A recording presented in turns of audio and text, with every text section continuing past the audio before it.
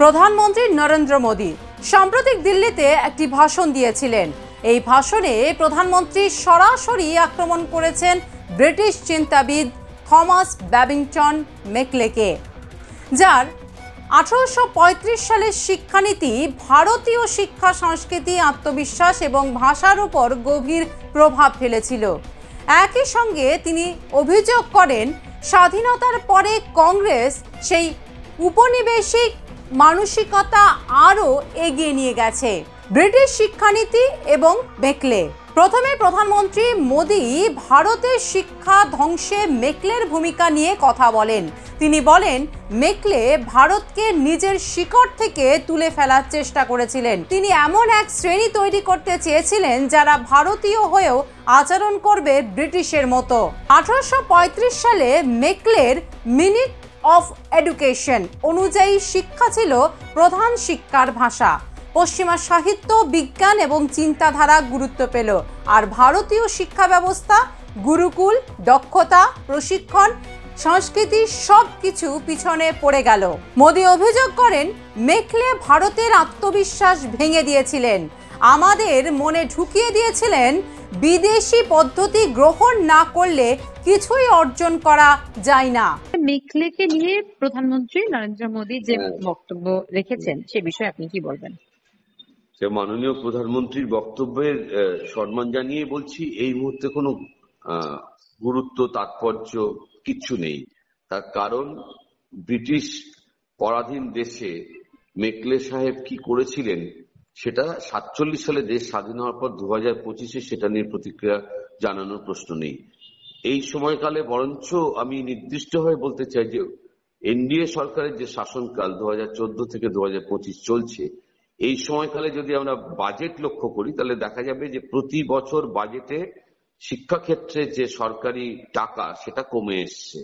এক, এনইপি 2020 যেটা ধরে উনি কথা বললে ভালো হতো, এনইপি 2020 পরবর্তী যে 5টা বছর সময় গেছে, এতে কিন্তু স্কুল শিক্ষা থেকে শুরু করে কলেজ বিশ্ববিদ্যালয় শিক্ষা স্তর, জাতীয় স্তরে, রাজ্য স্তরে ছুট ছাত্রছাত্রীর সংখ্যা বাড়ছে।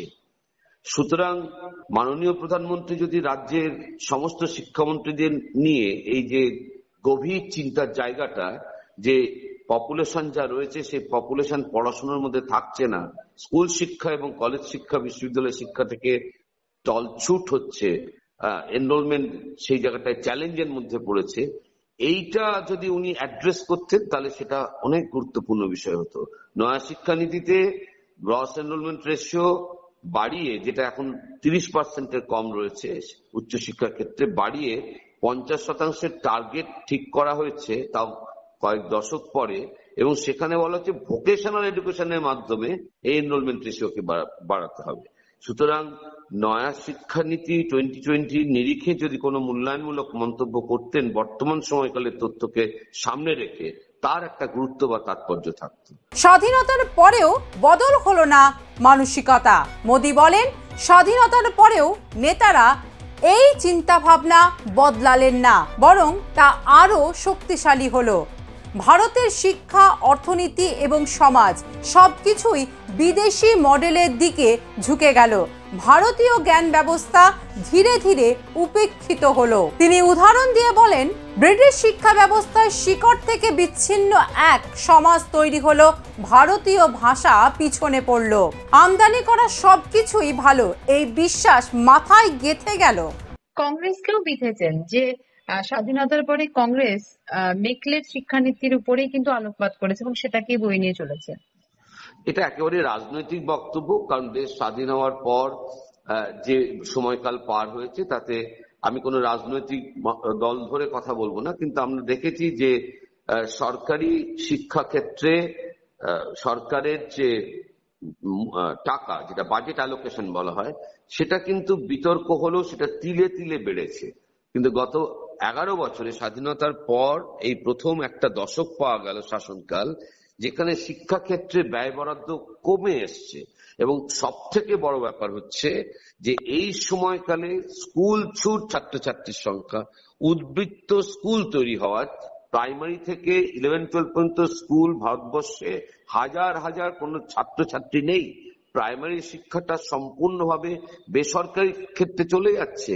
এই গত 10 বছরে যদি ভারত সরকারের তথ্য নিয়ে কথা বলা হয় তাহলে দেখা যাবে যে শিক্ষা ব্যবস্থায় বেসরকারি ক্ষেত্রের প্রসার ঘটছে, সরকারি ক্ষেত্র সংকুচিত হচ্ছে, স্কুল ছুট ছাত্রছাত্রীর সংখ্যা বৃদ্ধি পাচ্ছে এবং উদ্বৃত্ত স্কুল কলেজ বিশ্ববিদ্যালয় যেখানে সেগুলো সারপ্লাস হয়ে যাচ্ছে কারণ সেখানে ছাত্রছাত্রী নেই এবং শিক্ষক নিয়োগের যে প্রশ্ন সেই জায়গায় সারা দেশে ক্রমাগতভাবে কন্ট্রাকচুয়াল শিক্ষক নিয়োগ বাড়ছে। মেকলে সাহেবকে নিয়ে এখন আলোচনা করা, কংগ্রেস শাসনকাল নিয়ে আলোচনা করা অ্যাবসলিউটলি রাজনৈতিক বক্তব্য, রাজনৈতিক অবস্থান।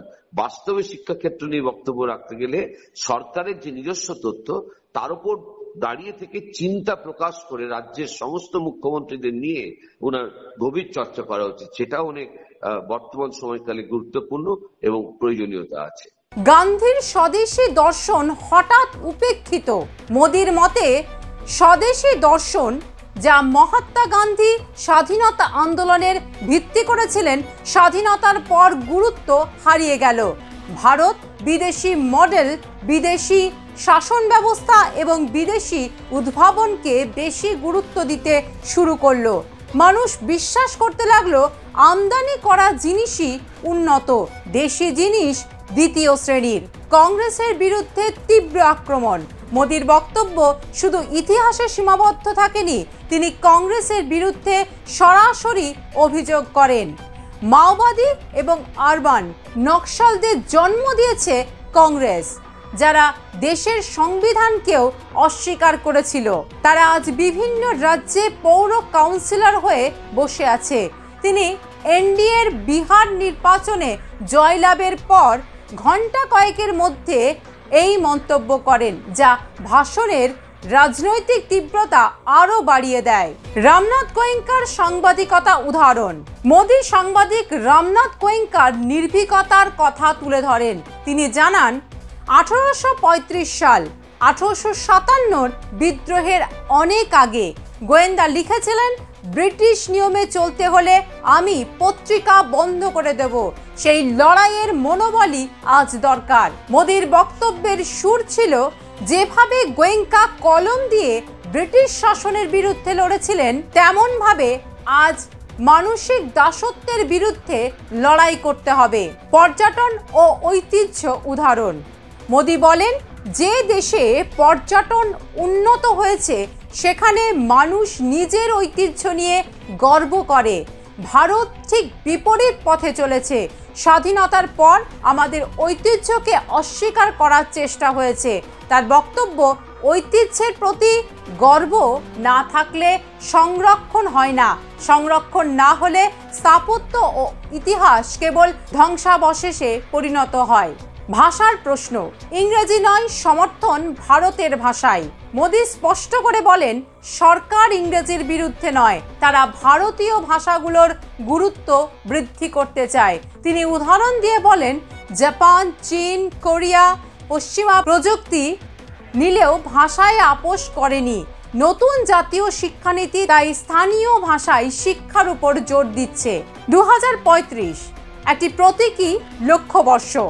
মোদির সবচেয়ে গুরুত্বপূর্ণ ঘোষণা, 1835 সালে মেকলে ভারতের শিক্ষার মেরুদণ্ড ভেঙেছিলেন। 2035-এ সেই ঘটনার 200 বছর পূর্ণ হবে। তাই আগামী 10 বছরে ভারতকে সেই দাস মানসিকতা থেকে মুক্ত করতে হবে। শিক্ষা, সংস্কৃতি, ভাষা এবং জ্ঞান ব্যবস্থার ভিত ফের শক্তিশালী করতে হবে। যুদ্ধ এখন কলম ও আত্মবিশ্বাসে। মোদি বলেন, যে লড়াই রামনাথ গোয়েঙ্কা ব্রিটিশ শাসনের বিরুদ্ধে কলম দিয়ে লড়েছিলেন, আজ সেই লড়াই মানসিক শৃঙ্খল ভাঙার। আজ আমাদের অস্ত্র শিক্ষা, উদ্ভাবন ও আত্মবিশ্বাস। মোদির বক্তব্যে স্পষ্ট, ভারতের সংস্কৃতি, ভাষা ও শিক্ষা ব্যবস্থা পুনর্গঠনের পথিকৃৎ হবেন সাধারণ মানুষই। ইতিহাস থেকে শিক্ষা নিয়ে আগামী দশকে ভারত নিজের পরিচয়, আত্মবিশ্বাস এবং জ্ঞান ব্যবস্থার পুনর্নির্মাণ করবে। এই প্রত্যাশায় তিনি দেশবাসীর সামনে তুলে ধরেছেন। ব্যুরো রিপোর্ট, আর প্লাস নিউজ।